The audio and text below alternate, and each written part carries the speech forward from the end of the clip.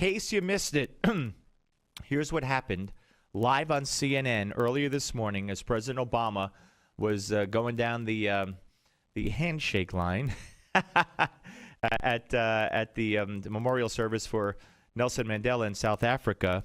Give a listen to Christiane Amanpour go crazy here. Cut 31. Now, there have been a lot of questions raised about security here, and before I came on, we were walking around and talking to security officials. Castro, he's shaking hands with Raul Castro. As Christiane points out, President Obama just shook hands with Raul Castro from Cuba. Now, Dilma Christiane, Rousseff of Brazil. what does that say as a gesture? It says that this is a moment of reconciliation for Mandela, and President Obama is doing the diplomatic thing. He's not just going to walk by and ignore these people who are there, and they're all in a line. He's kissing now the UN Secretary General, President Zuma. This is a man, and it is so true, who brought people together in life, and he continues to bring people together in death. All right, there you go, if you could take it. And joining us now is Jack Cashill, an independent writer, producer. You read him at WorldNet Daily, and he's executive editor of Ingram's Magazine in Kansas City. Hey, Jack. Hey, Steve. Thanks for having me on the show. It's been a while. Good to talk to you. Yeah, my pleasure. Good to talk to you. So your take on what took place in South Africa today? Well, I'm most amused by the pictures of President Obama yucking it up with the Danish Prime Minister. I don't know if you've seen those. No, what was that? They take a selfie. She's very good looking. Oh, the selfie picture. Yes, I did hear about that. Yes. But then he's over there being chummy with her, and then next thing you know, you see these sour-faced Michelle next to Obama on his left. Next thing you know, Michelle is sitting between Obama and the Prime Minister. And they all seem to be sulking at that point. Right. No. I heard about the sour expression of Michelle. Seems we've seen it before. But what about the handshake? Well, I heard John McCain's response, which was, McCain, you never know whether he's going to say the right thing or not. But this time, I think and I agree with McCain. He said this guy's, he's still presiding over a monstrous regime that imprisons Americans among other people. And why are we shaking this guy's hand? Well, it's the same reason he wanted to shake the president of Iran's hand. Yeah. Is it for Obama? The mindset of a Barack Obama is that, oh, yeah, I know Castro's there, but are we any better? We're all flawed. We're all, semi-equal. We all kill people and imprison people and torture people. Who are we to say that America is better than Castro? That's the kind of thought process Obama grew up in. The kind of thought process most college students are exposed to today. And the thought process that unfortunately dominates most of the world leadership. Absolutely. You're absolutely right. Now we're going to play you cut 33 and listen to what Obama said and then think about the handshake and what he did. Here's 33. There are too many leaders who claim solidarity with Madiba's struggle for freedom but do not tolerate dissent from their own people.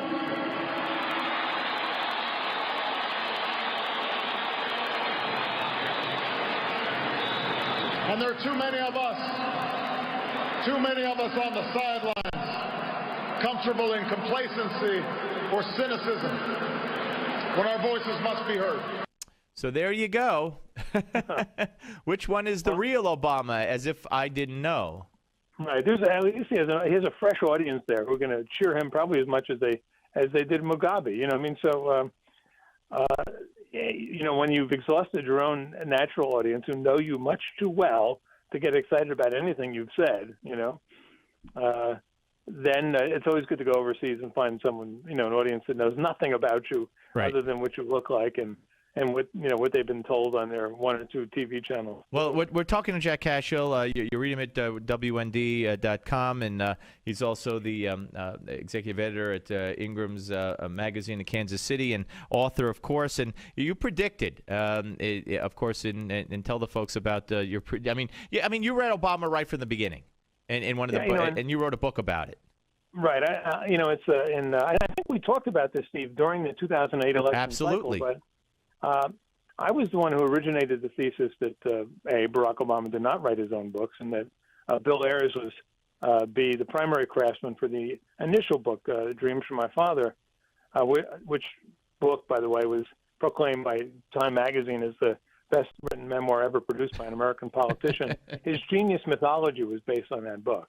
Yeah. And on first reading it, any literate person who knows, anything about writing style should have been able to say, too good, not Obama, not the Obama I know, not the Obama who wrote Breaking the War Mentality at Columbia, where he couldn't get a sentence verb to agree with a noun. There are 5 sentences in an 1,800-word essay in which the noun and verb don't agree. That's just a few years before he writes this book. Yeah. It doesn't happen. It's like one day you're out shooting double bogey golf, and the next day your friends see you, you're walking around wearing a green jacket. You're telling people you won at the Masters. No, it doesn't happen that way, No, it doesn't. Yeah. Everyone should have been suspicious, and they weren't. I mean, people are catching on now, but, now we're 5 years into this, and we see that not only was he a fraudulent author, and which he compounded it by saying at the time, he was speaking to a convention of school teachers in 2008, and he said, I've written 2 books in this year. And then he goes, and actually I wrote them myself. And now they laugh and applaud because, see, Republicans are too stupid to write their own books. But we saw this pattern, of lying gratuitously, lying when you don't have to lie, lying when, just for the sake of lying, just like as we all, even his supporters now, have finally come to realize that the man is unbound by the truth. And we're all suffering the consequences of it. We are all suffering as a consequence, and we're going to continue to suffer as a consequence. The nuclear option in the Senate felt its first tremor today when the first judge was passed by the Senate. All they needed was 51 votes. They got it, and she will sit on the D.C. Circuit Court. And this is just the first of many, many appointments. Whether it be to the NLRB, which he's going to go ahead and do, and while the Republicans try to stop it in court, to the Supreme Court, or whether it's to the so-called death panels and the Obamacare bill, they're all going to need just 51 votes. And I wouldn't be surprised if he, God forbid, got to appoint another Supreme Court justice, that they wouldn't use the nuclear option for that as well. No, exactly. And don't I pray that all our guys stay alive for the next 3 years? You better. You really better. And even the swing vote, if he changed that. I mean, these are people who are going to sit on that court and all these courts in all these positions for 40 the next 40 years. Yeah. Yeah, and it's, when you look around, Steve, and you say, we really have 3 more years of this? I mean, it seems like it's a nightmare that's already, past its sell-by date. But by the way, let me interrupt. I just saw the latest Quinnipiac poll, Obama's approval rating at 38%. That's out just now. So it's not getting any better for him. He could go around talking about minimum wage and wage inequality and, and all this garbage, whatever it is, the topic of the day. But it's not changing the fact that people still don't trust him and people still don't believe him. And if you exclude the African-American vote, which is still in the 90s, approval, you're down to 25-30%. Well, that's because that's because America's racist. Yeah, right, exactly. You got to remember that. All right, so let me ask you about this scenario going forward. If the Republicans, if this continues, if people, are onto this guy, and they send a message loud and clear, and seats are gained in the House, and the Republicans retake the Senate. And the message is, just there's no question about it. Does this House, and I think the answer is no, unfortunately, does this House and this Senate, do they have the guts to impeach and convict and spare us the last 2 years or the last year and a half of the Obama presidency? I very seriously doubt it unless he does something just spectacularly egregious.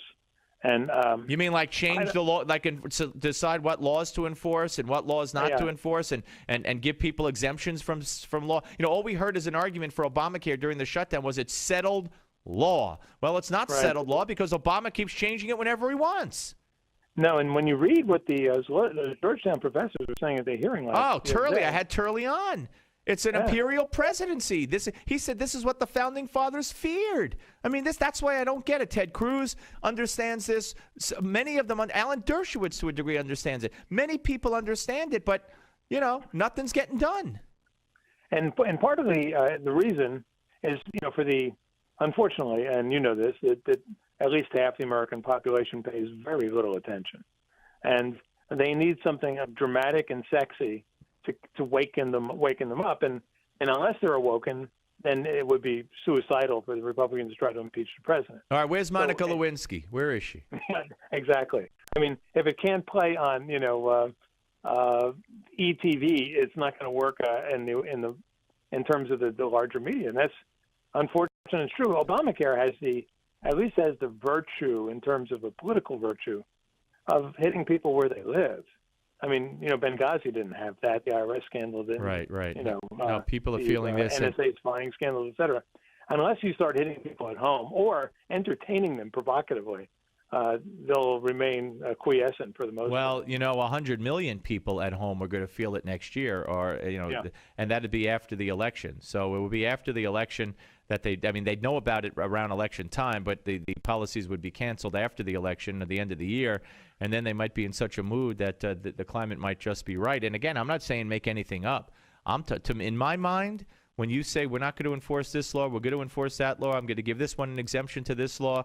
I mean, I'm going to have executive orders left and right and have regulations through the EPA that are going to. I mean, it just doesn't stop. I've never seen anything like this, and I just think, to me, it's impeachable. But that's just me. Anyway, so what do you think going forward? I mean, how does he get? Can he turn it around for himself? I mean, 3 years is a long time, but what does he need to do to turn it around by the 2014 elections for himself and his party?